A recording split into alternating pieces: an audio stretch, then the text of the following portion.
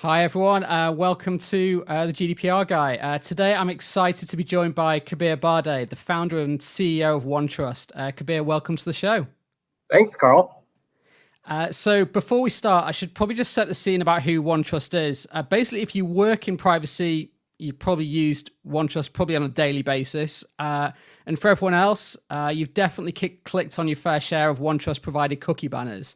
I think there's about 350,000 of them out there. So Kabir has a lot to answer for. Yep. So I'm going to put Kabir right in the spotlight very early on and just say, so first question, can you just give us an elevator pitch for OneTrust?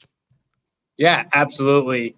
A lot of people in the industry know us from privacy. We really were one of the early players in privacy management and building tools to comply with all these privacy regulations. But we've expanded really quickly from there. And when we talk to our customers who use us for privacy, they would tell us that their real goal is to be trusted. They want to be a trusted organization and a trusted company.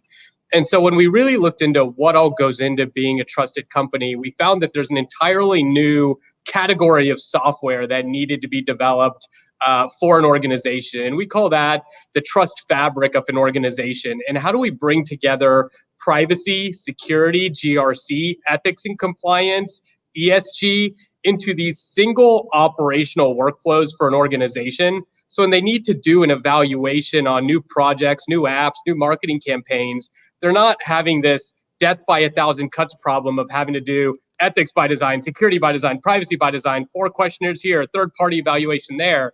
But we can bring that together into these single workflows and really drive these outcomes for trust. So that's really what we're all about today. Fantastic. Great pitch. Thank you. I'll buy it.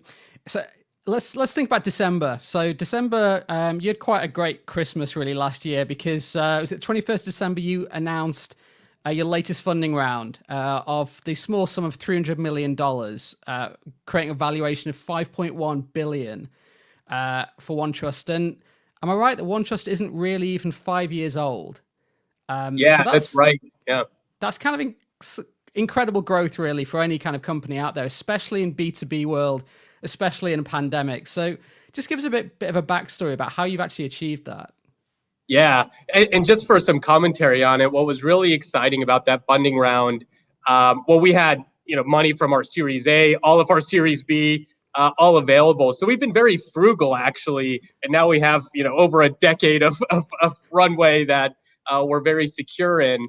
But what's really interesting is that our new investor TCV usually they don't have hundreds and hundreds of investments. They make a very small number of investments. Highly concentrated in kind of these market-defining, category-defining companies like Airbnb, like Netflix. And they had done research on all enterprise software companies that they had any sort of data point on. And they looked at what was the path that company went from 0 to 100 or 0 to 150 million in revenue. And there's some fast-growing companies, ServiceNow, CrowdStrike, Snowflake. Snowflake did it in 6 years. And they found that we did it in 4 years, which makes us the fastest growing enterprise software company ever in history that they could find data on. And I bring it up to just talk about the criticality of a platform like this in an IT stack.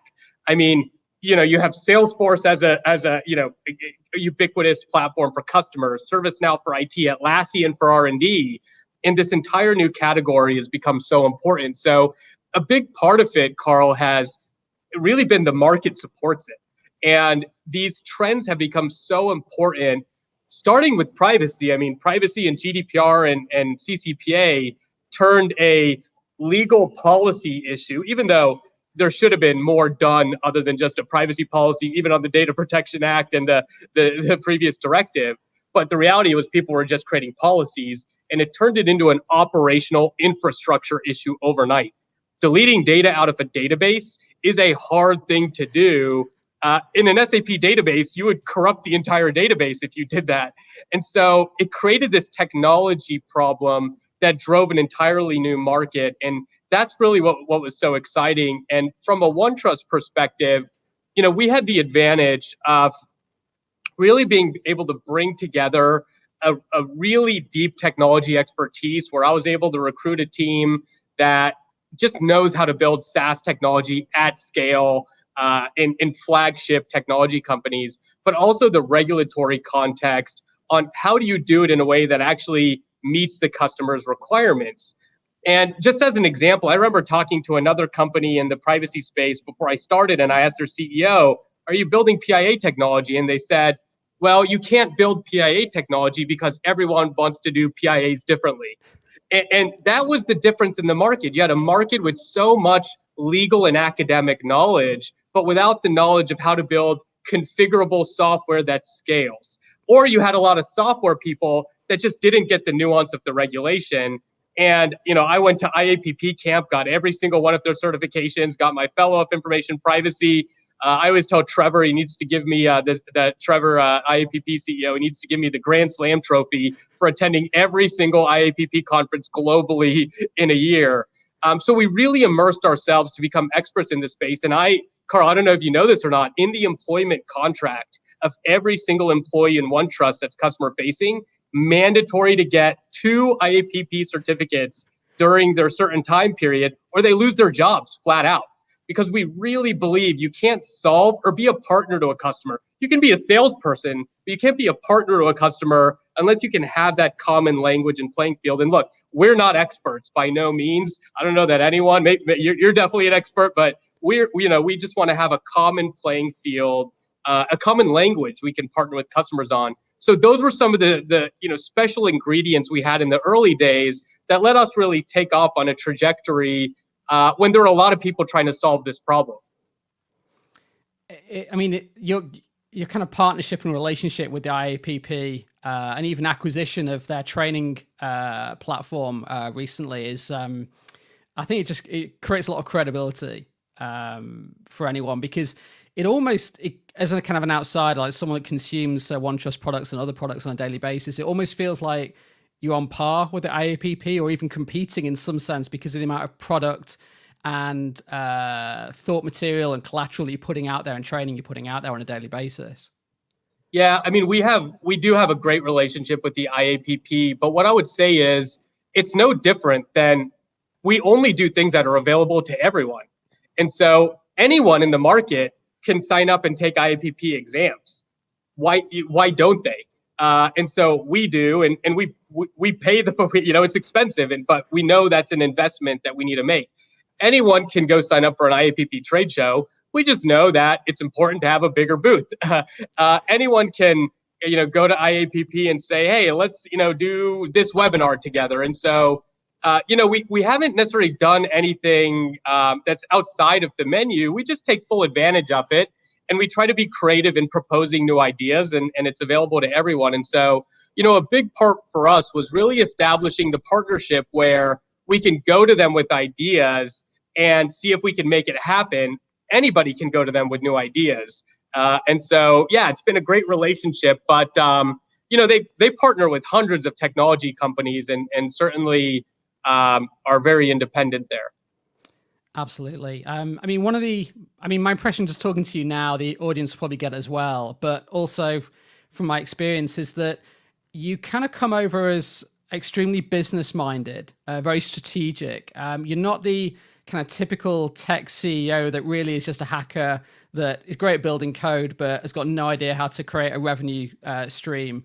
My understanding is that you actually did it the way around. Like at the very start, you had your whiteboard in your bedroom. You looked at what the big trends in tech, and then doubled down on your selection. Is that right? Yeah, I mean, it's you have to be passionate and excited about what you do. But when you're not in the privacy industry and somebody tells you about privacy, it doesn't sound very exciting on the surface until you get into the industry, and it is so fascinating. I mean, the historical context being different in Europe and fundamental rights, and even going back to Nazi Germany and some of the data collection and things that happened there. And in Asia, it's about saving face and respect. In Latin America, it's about ownership. In America, it's about money and commercial. I mean, it's fascinating, the historical context, the competition issues, the technology implications. So I really learned to love it. But to your point on being more business oriented, I'm a developer and computer science person by trade. So I coded for my first job. But, I wasn't really fulfilled with having someone else kind of look at the strategy and market and kind of tell me what to do. I always had ideas on my own, but I could never do them as a developer. So I very quickly shifted out of that role. But the technology background and now kind of the privacy background in my studying in that environment, I think has established a basis for that. But look, I like being in front of the customer and learning, and I'm curious, but I'm a huge nerd. Don't get me wrong, and I try to hide it by not wearing my glasses in these interviews. But yeah, appreciate that. So, am I right in thinking that at first you picked the wrong idea? That at first you were going to go with an employee data breach product? Yeah. Yeah, I mean, so you talked about the whiteboard I had in my room, and when I was starting a company, I knew, I wanted to start with the end in mind. How I wanted to be able to do something big, and in order to do something big, I knew I didn't want to go into an existing market where I just had to go take customers from competitors all day. I knew I wanted a big greenfield market. And in order to do that, I started to think about what are the big trends that are happening in the world that are creating new markets. And so, I thought about what I call the aging Twitter generation or the aging millennial generation. When my whole generation can only talk in 64 characters, what are new services they're going to want when they're old? And so does that develop a new market? There's a whole market around freemium. People don't want to pay for things anymore. What does that look like? And then I knew data collection and data issues were a major, major trend. And one of the ideas was, what are the risks of employees kind of taking data from the company and leaking them or doing something malicious, which ends up not being as big of a problem in reality. And it was completely the wrong idea. But you learn that very quickly. And even when I pivoted to privacy as the idea and privacy management, the first version of the platform I designed was like a TurboTax product that helped a company figure out what laws applied to them. And so I thought the problem was, I talked to privacy people, they're like, it's so complex, I don't even know what the laws are. But that ended up also not being as big of a problem because you go to your lawyer in a 20-minute call, they'll tell you the laws and there's no real need for technology. And what I learned through that process, there's a new way of doing startups. It's called startup engineering or the lean startup. So I read a book by Eric Ries called The Lean Startup, and it talks about iterating, talking to customers and getting feedback. But the hard part is privacy people are so nice. They're so friendly that no matter what you put in front of them, they're going to encourage you and tell you you're doing a great job. So you had to learn to look for the key words. It's not encouragement, but it's they'll take out their wallet and buy it right then and there. And until you can do that, you want to keep iterating and have no pride of ownership, throw out an idea, start over. And that was a big part of my journey. I think I read that a quote you've said in the past was, until you get a check, it's a horrible idea. Yeah, that's funny. I don't remember specifically that, but I'm sure that came up in a webinar somewhere. Yeah, I guess you do truly embrace the whole MVP idea of just getting it out there and just talking to customers from day one, just saying, what do you think about this? Is this a good idea? I'm going to build this company. What would you pay for? And if you will, okay, I'm going to build it, pay me. Yeah, and there's a critical way of doing it in a very transparent way. You hear about all these software companies with vaporware selling things that don't exist yet. That is completely the wrong way of interpreting how to do an MVP. You want to be very transparent and say, look, I'm thinking about building some sort of product, would love your feedback to see if this is interesting for you. This isn't a sales pitch, but I hope it will become a sales pitch in a year if this works. And you kind of, disarm somebody by just being honest about that and seeing if they have a great idea and they want to be an advisor. And, what I really learned is I came from a security industry before OneTrust, which is privacy. And man, was privacy such a welcoming environment. And what I chalk it up to is in security, you go to somebody and say, hey, I want to run an idea by you, or can I interview you? Security people think about everything as a social engineering attack. They think you're trying to just social engineer them, hack into their systems. And it's a very rigid environment with vendor fatigue. Like they just get so many vendors thrown at them. And conceptually, they kind of have to be skeptical as people to kind of identify these phishing attacks. Privacy is about respect. respecting people, respecting their intentions and what they want to have. And privacy people embody that kindness, that welcoming, that respect. And so it was such a welcoming environment and so many people willing to talk and trade ideas. It was really fun. And you were at AirWatch, I believe, because I used to actually work for a security reseller and sell AirWatch. I think at the kind of time you were there when the whole BYOD bubble was really like, it was just massive.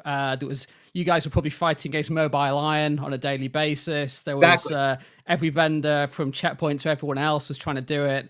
AirWatch eventually was it VMware? Yeah, that's right. Yeah. But it's a tough, really, really tough market, and people are throwing objections at you every kind of aspect to it, and it's really, really kind of, it's a difficult market, especially the kind of reseller, the channel side of sales. So I think you've picked an easier place to be in privacy and then in trust for absolutely for sure. Yeah, but that BYOD environment, while you bring it up, that's how the idea of OneTrust was born, because we had a real business problem because of privacy. What Bring Your Own Device software could do is look at what applications an employee has installed on their device, display it to the IT help desk, send it to a third party to analyze the list of applications to see if it's anything malicious, send it back. The IT desk now knows what religious app you have, what healthcare app you have, what dating app you have, and it's was a real issue for us in Europe, and I didn't understand why. And now you do. It's pretty much every special category of data. And in the early days of that was like 2013, 2014, I said, I bet we can create a set of privacy by design capabilities that could differentiate us in the market. And we called it Privacy First. And it might be one of the first, handful of examples in the market of privacy being used as a competitive differentiator. And now that's kind of what people are trying to accomplish. So it was a big part of my story and transition into OneTrust. So clearly OneTrust is kind of winning really in the market right now. That's clear for everyone to see. And you kind of got evidence in terms of the valuation of the company and how investors are kind of seeing that. But so there might be a kind of an impression that people would think that you're all about winning. But one of the things I've heard you say in the past is that you actually hate to lose more than you like to win. Is that true that like hating to lose is really, really that important? Well, so we talk about hate to lose versus like to win in terms of kind of a mindset and how you approach a product problem. The challenge, with liking to win is ultimately winning means we've developed a product that solves a really important product and we've done it the right way. And there's a lot that goes into that. But liking to win means that you can win 1 in 20, 1 in 50 and feel so good about it. And then the 49 customers that said your product is no good, the pricing is bad, it's too expensive for us, you kind of ignore and you kind of celebrate that one. For us, we know that we can have a bigger impact on being able to help organizations respect privacy, be ethical, be trusted. And we're very much a mission-driven organization. I mean, these things are important to us as people. And I always tell people, I want, it's scary for me I'm having my first child in July and having them grow up in a world where just how they interact with people is going to be different because of how much everyone knows about them. If Google has a breach and all your search history is exposed, it's a scary thought. And so, hating to lose is about analyzing every time that you did not do a good job for a customer and focusing on that and solving it and not brushing those under the rug. And that's the context of how we think about that. Do you find that that kind of attitude makes you risk averse, or are you more the kind of slightly kamikaze approach of we're going to lean into it, we're going to lean into that challenge, that rejection, so that we can work out why we're being rejected and then build a product, build a better sales process so that we can give the customer what they actually do want? Yeah, I mean, I think it's less about being risk averse or risk prone and more about iterating and improving. And so there's a quote I always liked from, I think it was Good to Great, or one of those, Jim Covey type books, where he says, fire bullets and then cannonballs. And so what we always talk about is experiment a lot, but don't waste all your ammunition, all your funding, all your time, all your resources until you've calibrated on what the right concept is. And so, a great example for us is we've worked hard to pioneer a new way of doing third-party risk management called our Vendorpedia exchange. And so what we saw in the market was that all our customers were sending some sort of customized, slightly different security privacy questionnaire to the same vendor. Both sides hated it. The vendor hated it because they got to fill out all these manual questionnaires, and the customer hated it because it's not a fulfilling job sending questionnaires all day, telling the vendor what they did wrong. And so we said, hey, there's got to be an exchange in the middle that standardizes this. And, it sounds easy and obvious, but the business model around it is actually very complex, and the legal issues around it are very complex. And so it took us 2 years really to iterate, start small, experiment until we really got it right. And then we went big. So for us, it's not fear of taking risks. It's just doing them in calculated sizes and in a smart way, and then taking bigger and bigger risks as you calibrate. Absolutely. It's clearly working as an approach. I know in the early days you relied on customers, like literally going in front of customers, having workshops with them to help them develop the product with you, like tell you what they would buy, what they would and what they wouldn't pay for. How much do customers drive your product development right now versus you looking ahead to see what you think the market would be and helping shape that market for future demand? Yeah, this is a challenge that any leader in a tech company will tell you is a delicate balance. And so when you have a lot of customers, number one, you have to deliver for them before you can do anything else. But delivering for them also it requires you to be a long-term provider, which requires you to innovate. And so you have this kind of, most customers at scale will have a lot of really granular requirements, like add this filter, move this button, and those are critical, absolutely critical. But if you only listen to what customers tell you to do, you'll kind of miss an entire wave and an entire market, right? Customers didn't tell us to build redaction into our platform. They told us to just, how do we make DSARs more efficient, more automated? And we had to study the problem to understand redaction was a problem. And so you have to balance looking ahead and understanding the problems that customers aren't telling you they have, but you're observing that they're having, or they're going to have because you're looking forward at how it's going to scale, with getting really granular input to make the day-to-day easier.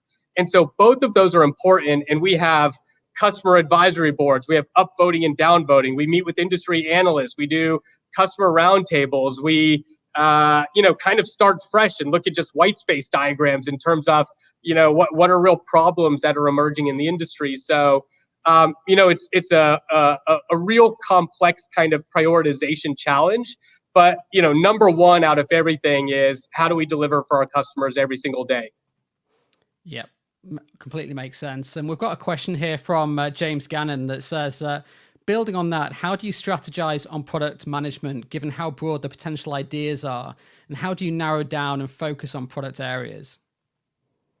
Yeah, so, I'll answer in kind of two big chunks. So for me, I talked about kind of the lean startup and kind of a more scientific way of building a company nowadays. And Eric Ries's book, The Lean Startup, was a fantastic resource for me. There's another book called The Business Model Canvas that was really interesting. And essentially, you can look at kind of different ideas and just incrementally experiment with them and throw them out as soon as your hypothesis is proved that it's not true. So, for example, with me, I knew when I talked to two companies that building a tool to tell you what laws you're subject to wasn't that interesting, and you can just kind of throw it away and just do process by elimination.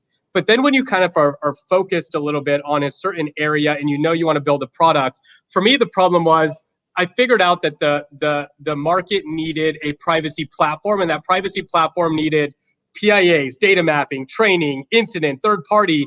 And you're like, where do I start? I don't know where to start.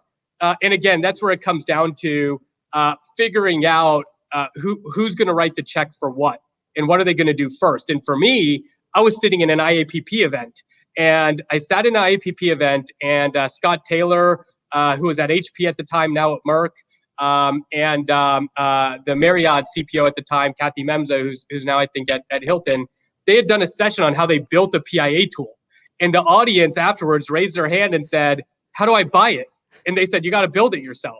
So it just proved the case right there. This was kind of the only session on tooling. This is what they were building. People wanted it. There was at least that kind of market. But then the next problem is, what features do you build first? Because there's so many features you could build, and how do you start? And you alluded to, Carl, what I did, and I had gotten a certification in product management and agile development, and I flew on site to a potential customer that had expressed interest, and I took out note cards, and on every note card I wrote a feature, and I put a dollar amount that feature would cost. The trick is, you don't put the dollar amount based on how hard it is to build the feature. You put the dollar amount based on what you perceive the value of that feature is. So even if it's really easy to build, it might be the most expensive feature because I'm testing my hypothesis that it's so valuable, they're going to want to pay for it. And then I got Monopoly dollars and gave the customer like $100, and they had to prioritize which features they would build. And it blew me away that they picked a completely different set of features than I thought was valuable.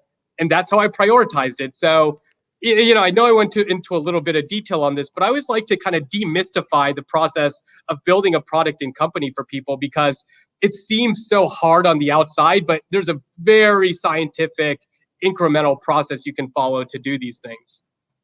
And one of the things you mentioned earlier on, slightly in contrast to what you just said, was about freemium. And freemium is something that OneTrust has never been really afraid of. Like, you're constantly releasing tools that others will always charge for. Whether it be tools, whether it be training, whether it be certifications.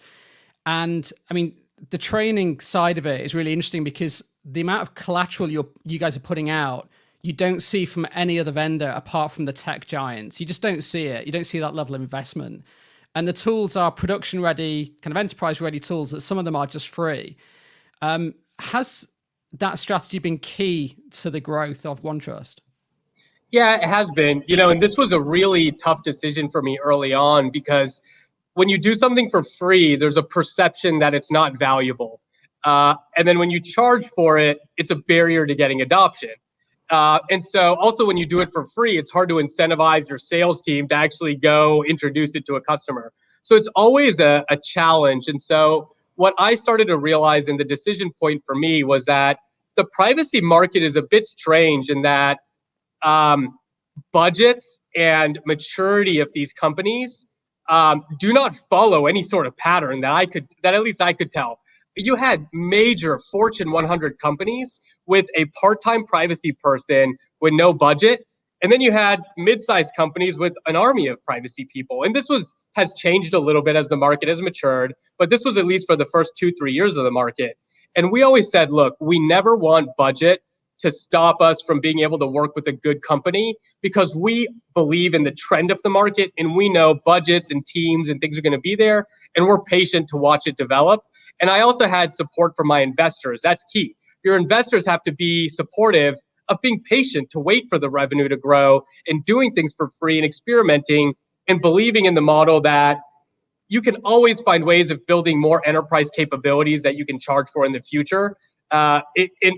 If you can't get someone to use it for free, kind of to my point on, if somebody doesn't pay for it, you don't have a business. If you can't get somebody to use it without paying for it, you don't have a business either, right?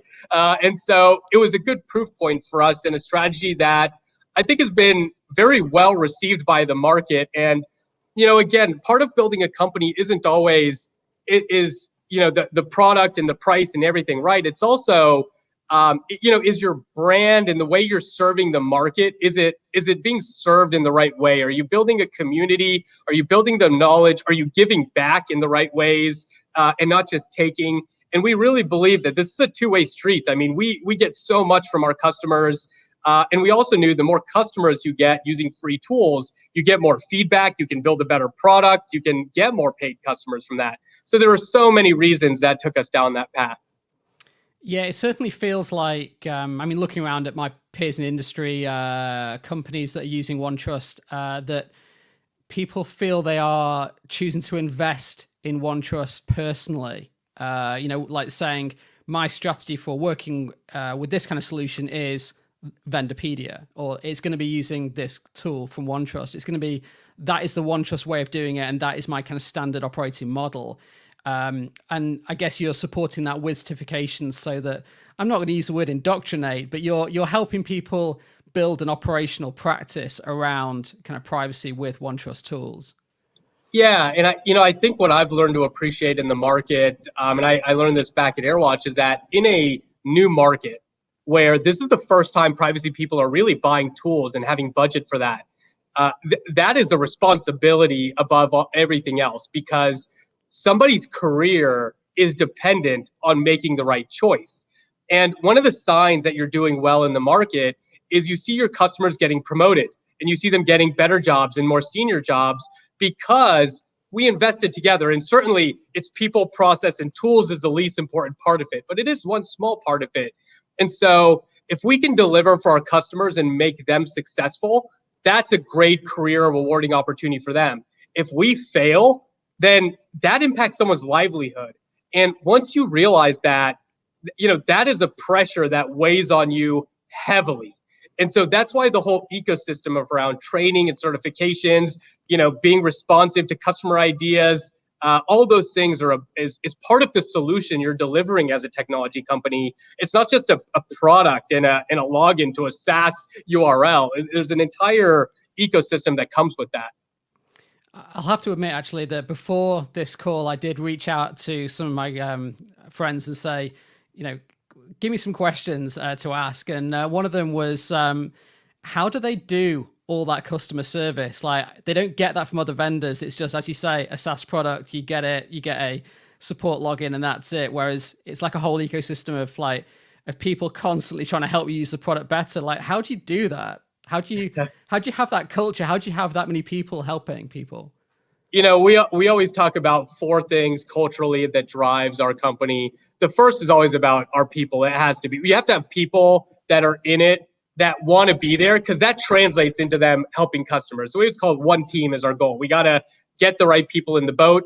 And by getting people that want to get privacy certified, somebody who's not willing to take an IAPP test isn't going to come in the door. So you already have a caliber of person that just loves this stuff, right?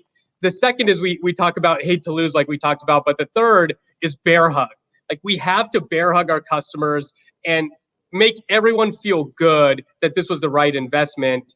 And then we can think big, which is, how do we really build these innovative, flagship, interesting programs with our customers? And culturally is a big part of it. But then in the enterprise software world, it also comes down to kind of tooling and instrumentation and detecting when a customer might be off the course. So what we do is we actually built in instrumentation into the product. And we said, okay, if a customer has been with us for 6 months and they don't have a baseline of number of PIAs, number of incidents logs, number of data flows processed, then they're probably not they might be using it, but they haven't operationalized it in a way that is a reflex of the company and really being used.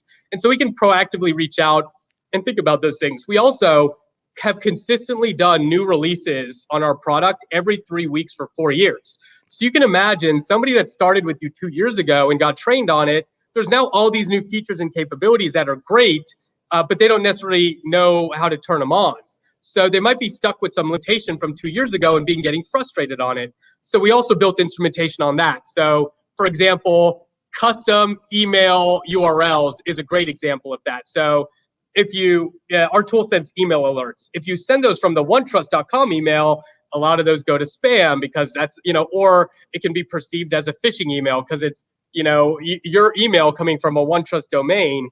And that's like an area that is not so clean.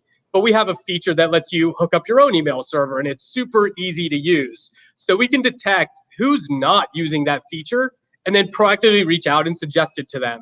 And so remember, we have 8,000 customers and we add about 1,000 new customers every quarter. So this is a whole new level of scale that you have to have this instrumentation. And that's why customers kind of tell us, they kind of dream of a feature and it shows up the next day, or they were thinking about a problem and we're able to solve it for them. And so this is a lot about how we deliver for our customers. And I can speak personally on this, that as someone that uses OneTrust every day, it's starting to really feel like the privacy person's Amazon Web Services, with, in the sense, there's like an ever-growing number of tools and integrations. It's just getting so incredibly broad. But you don't see many tech companies operating that kind of way. Are there any tech companies out there that are kind of inspiring your product direction?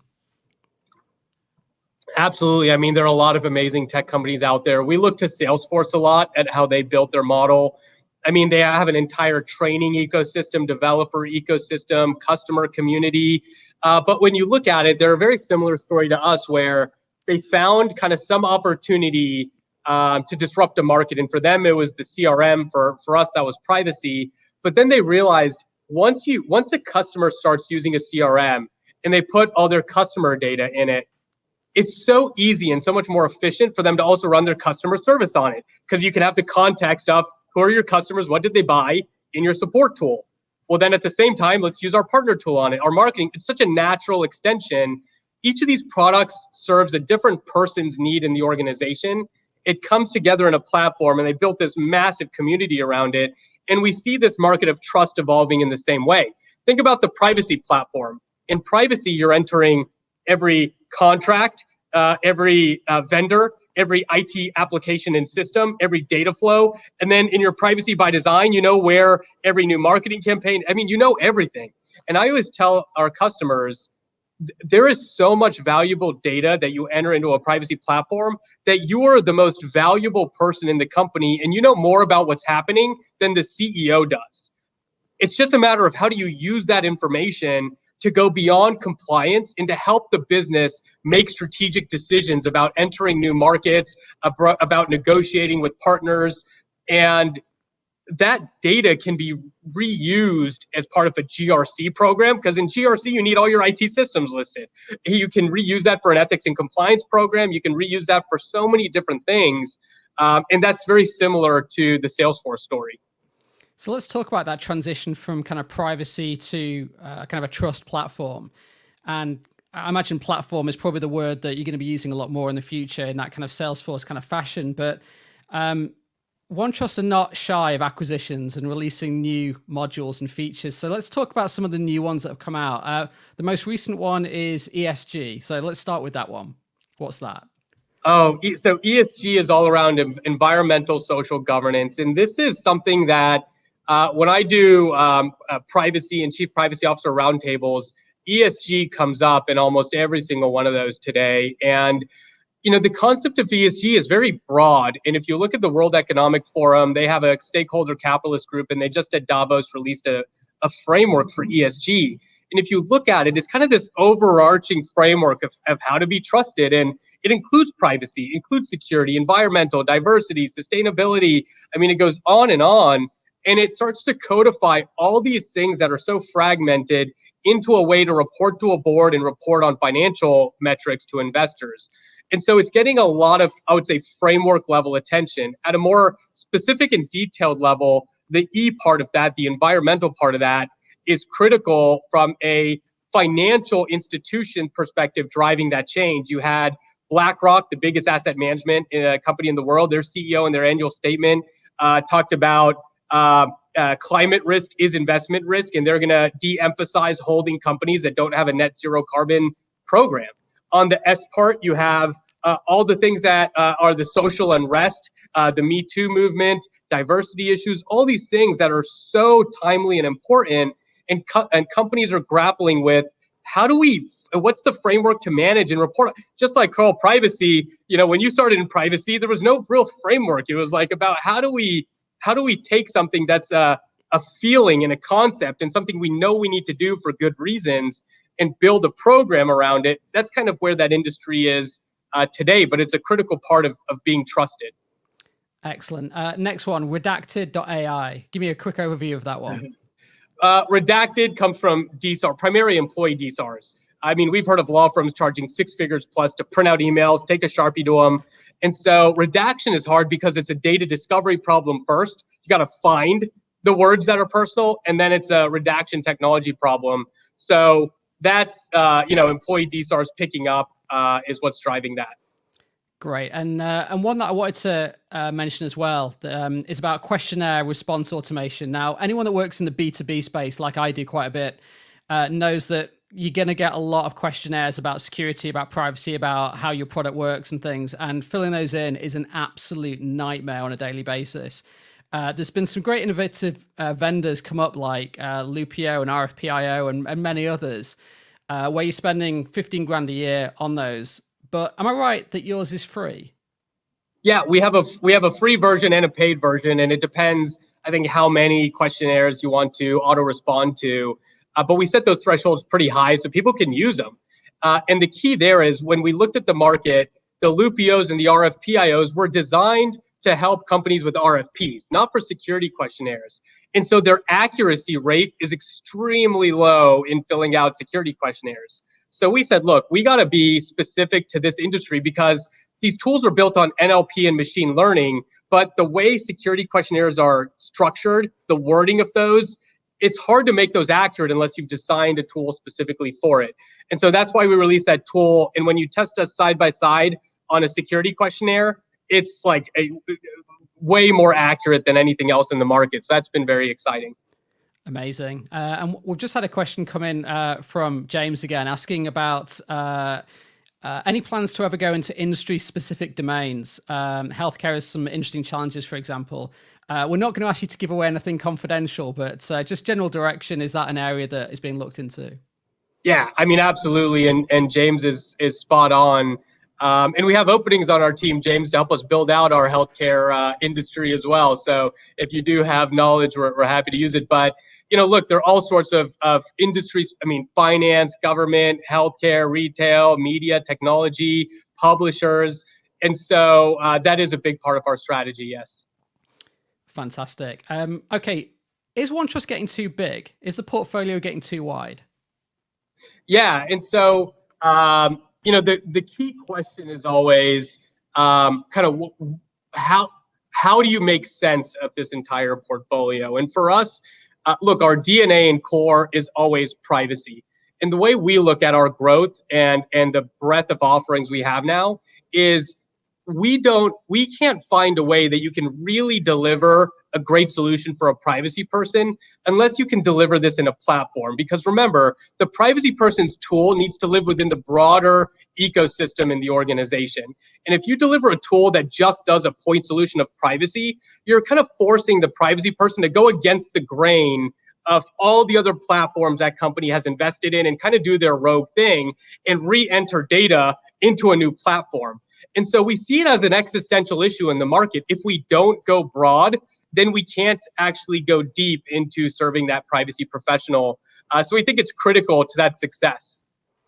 So I'd like to kind of dive into that a little bit then in terms of pricing, because in the early days of OneTrust, I remember there were concepts of bundled modules and some bundle pricing, and that, from what I can see, kind of disappeared to just be kind of per module pricing. And that's kind of fine. Everyone's kind of used to that. But as the portfolio gets really wide and you want to get more people using more stuff, are you considering moving back or having the option of bundled pricing like an Office 365 or a Salesforce might, where I can just give you a check and you can just give me access to everything?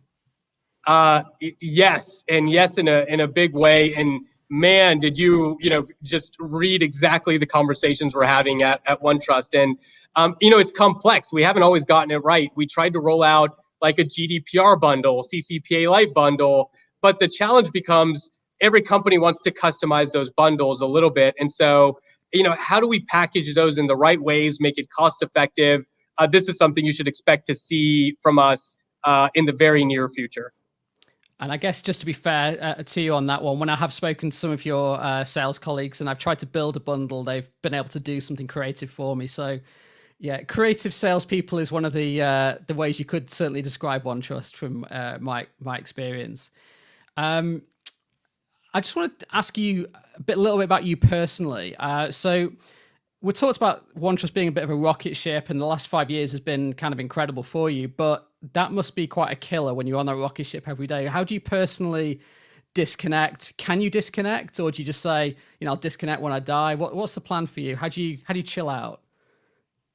I would say this is probably, when people ask me what mistakes I've made, this is probably the biggest mistake I had made, starting OneTrust. And, I was young, still in my 20s. I think it's 27 when I started.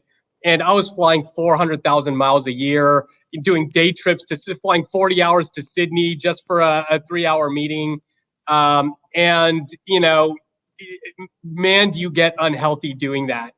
And for me, it was, not acknowledging, I was young and I think it's so exciting for me. I'm having so much fun, but that is a type of stress. And if you don't manage even the good stress, it can run away from you. And so, I've really, I would say, gotten a lot better in this area and learning how to balance, how to have a great team where you let your team do their job and let them support you and without having to review everything or analyze everything. And we have a great team that can go fly and do events and conferences. And so I've really learned to balance. I still love jumping on a plane, so I have to catch myself sometimes.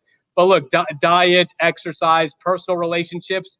I'll give you an example, Carl, and this is something is probably my biggest regret is I skipped my best friend's bachelor party. I skipped my best friend's wedding to go to a conference in Germany, the Bitkom conference.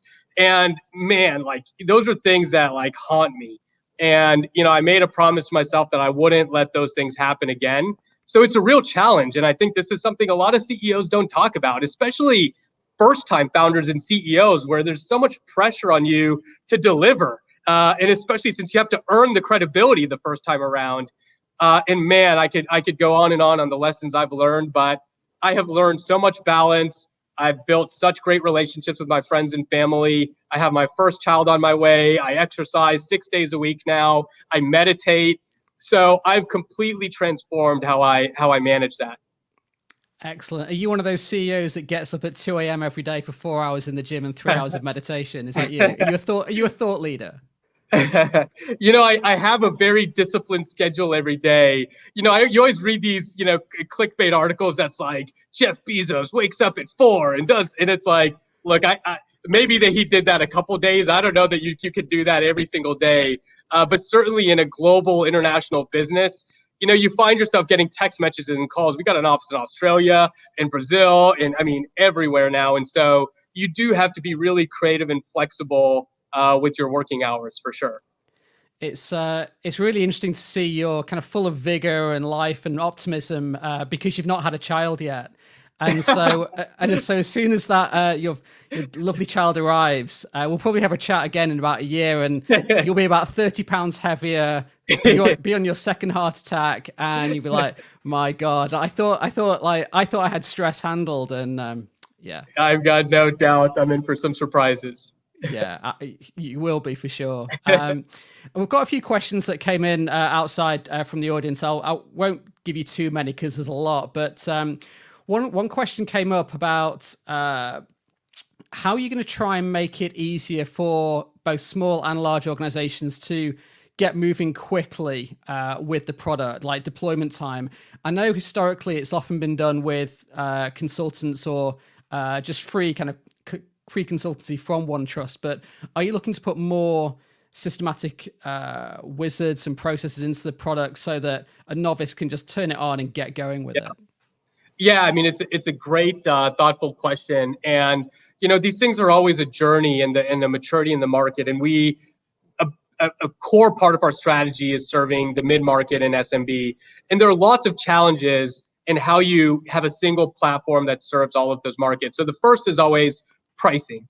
And so in the last few years, we solved, I'm sure you've seen, Carl, we have what's called the OneTrust Pro product line that is all of our features and capabilities, but it's like a fraction of the cost.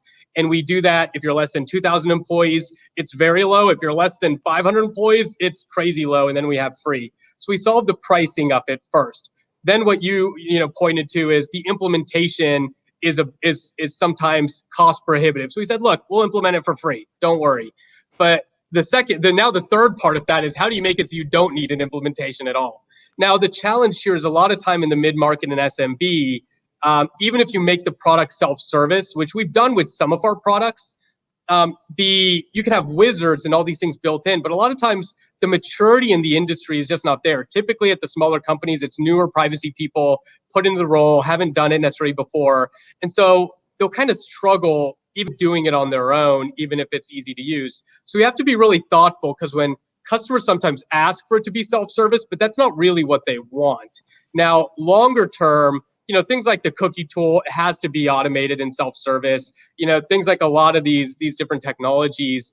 And so we've invested in kind of user journey tools that walk companies through, and we enable that by default for all new customers. And it's a huge investment for us. But the other piece of it, Carl, is that at these smaller, middle-sized companies, they're not just doing privacy. A lot of times it's the privacy and security person together. And so you also have to think outside the box in terms of maybe it's actually a whole different product that they need. And so those are also things that we think about. Instead of having a privacy platform and a GRC platform, two different modules, how do we just make it one? And so we're thinking a lot about this and constantly improving there. Yeah, I mean, it's definitely one of the areas that I think everyone would like to see more work done on, is the kind of integration. So there is a lot of separation between modules. They're somewhat siloed, even though there's a lot of methodology that's the same with them. So making use of that overlap, because as you said earlier on, once you've got the data in there, it's a whole platform that you can use that. So it's great to hear that that's being worked on. Exactly.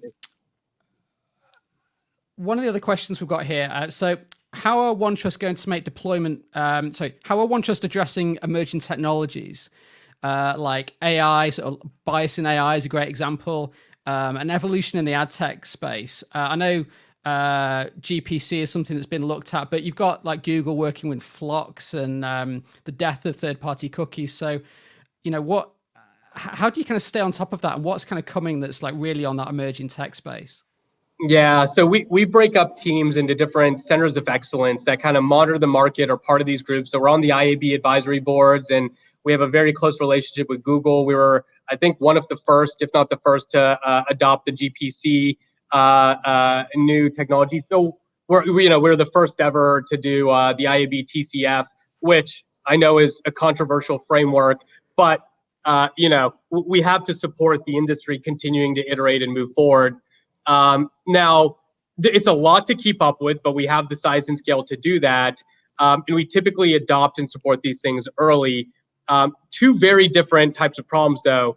On the AI side, a lot of what's happening and you'll know this very well, probably better than I do, Carl, is how do you really pivot a privacy program from being compliance and risk-based to being data ethics-based? And so how do you use data ethics and values as a concept of trying to think about AI? And then there's a lot of research being done around technology around detecting algorithmic bias. And so all those things are active areas of research. Now, on the ad tech side, very different. Number one, have one part of the market trying to rapidly just find different ways of tracking. It's not a cookie, but it is a cookie. And so you have to support those. But at a bigger picture, the smart companies know that this whole third-party data collection is in the past, whether they know it or not. And the future is all about first-party data. How do you collect transparently your own data and use your own data? And so we're innovating a lot on first-party data collections, preference management, contextual user journeys. So an example is, instead of trying to scrape and secretly collect all this data through a cookie banner and acceptance, forget about the cookie banner for a second, right? We don't really care. What we want is to detect what page is the customer on, how long were they on it, what's the context of the page, and then pop up and ask the customer for one thing and one thing only, explain to them why it's valuable to them, and then do that exchange. And then give them a quarterly report where you send them an email to say, here's the data you've given us, here's how we've used it, and here's the value you've gotten in exchange. Do you want to give us more data because we can provide you even more data? That's the journey the really smart customers are on, and I think that's the future of that market. And speaking of smart customers and kind of smart products, one of the ones that's just come out extremely recently was the consent optimization tool. Effectively, for those in the kind of tech world, an A/B testing tool that allows you to optimize the consent. Now, this could be seen as slightly controversial because some would argue you shouldn't be able to optimize consent. It should be either free or it's not. But there's different ways of presenting a banner. There's different colors you can use. There's different things to give people different kinds of choice. And I work in some sectors and with some companies that are some of the biggest users of A/B testing. So this is a fantastic thing that I hope you guys are going to be promoting quite heavily because it's going to be quite innovative. Yeah, and you're right. Customers can, you give someone a, you give someone a tool and they can do good things with it or dangerous things. We try to limit, people going too far. And certainly our examples and templates, we try to make sure are kind of well understood, respected. We work with the CNIL very closely on our default templates to make sure they're kind of well respected. We use what's on the ICO's website. But what I would say is it's less the consent rate optimization. A/B testing is a big part of it. But what's more interesting is kind of what we talked about earlier. And what we try to talk to customers about is stop obsessing over the cookie banner. Think about how like aggressive a cookie banner is. A person's come to your website for the first time, they don't know you, and you're immediately, before they even see if the website's valuable, give me consent for all this stuff that I don't understand because this IAB language on TCF is so confusing that nobody's ever going to figure it out. And now you see these legitimate interest toggles that are just ridiculous, but it's part of the standard, and it's crazy. So what we tell customers is, look, earn the right, and you're going to get more consent by taking what are the pieces you actually are the most valuable parts of that consent. Is it the personalization or is it something else? Is it the Facebook or something? So if it's a very simple personalization cookie, then just display that on a separate page when they're reading a blog and ask them if they want to personalize that experience and make it contextual and follow a user journey and make it transparent and earn the right to ask for it. And you'll maximize the consent rates. And now, that is more complex to implement because you need more technical resources, you need more thought, you need a privacy person that believes in this, doesn't just want to check a box. And so I think there's a lot of direction we can go with that actually reduces the emphasis on the cookie banner, which is I think what we all want. Yeah, absolutely. Nobody likes a cookie banner, not even me. Yeah. So let's start to wrap up. And one of the things I wanted to ask you about was, how do we buy privacy tools? When we're looking at the market, what would you recommend people should go for? Is automation where people should be looking? And where are you kind of focusing in terms of what you think people should be looking for from OneTrust or any other vendor right now? Yeah. Look, I think the most important thing to say is that tools are not a silver bullet and tools don't make you compliant. And maybe it's people are surprised for me to say that. But look, it's not good for us and it's not good for a customer if they don't have the right people, they don't have the right process, and they just buy a tool and think it magically makes you compliant. A tool is to help somebody facilitate the people and processes they've invested in and make things efficient.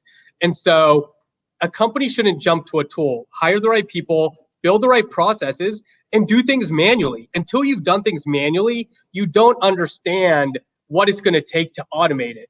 And that's a really important step that a lot of companies skip. Now, when it comes to a tooling perspective, look, there are a lot of great options in the market, and OneTrust is just one of those. Our customers, Carl, you and I talked about this earlier, our customers really like to evaluate more of the relationship with the company they're working with, not just the product. So sure, you want the best product, but you also want to know, is there a community around the product where you can get best practices, advice, help? Is there security and privacy behind the product where they're investing in world-class technology? What's the backing and funding, and are they going to be around for the long term? What are the goals of their company? Do they want to sell? Are they going to disappear in a year? Evaluating a third party is a much broader relationship, especially in this market. And our customers want a platform they can grow into, not out of. They want a partner that's investing in the market and is part of the market, is at the events, is at the workshops, not as a vendor, but as a participant and learning side by side and shoulder to shoulder with them. And a company that's agile enough to build their feedback into their product. So there's a lot to evaluate in the grand scheme of things. And it's hard and it's complex. And that's the nature of the software market. Yeah, you need a partner rather than a vendor, and I think that's what you guys are trying to do for sure. And final question for you: OneTrust is a rocket ship right now. How do people get onto that? Where can people come and work with you and for you?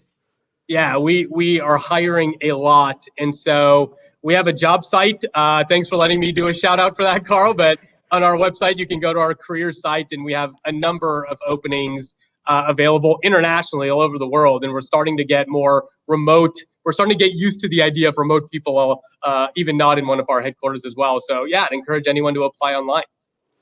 Fantastic. Well, I'll let you get back to your rocket ship, but I really appreciate you taking the time today, and thank you for joining us. Carl, it was a lot of fun. Thanks for having me. Thank you.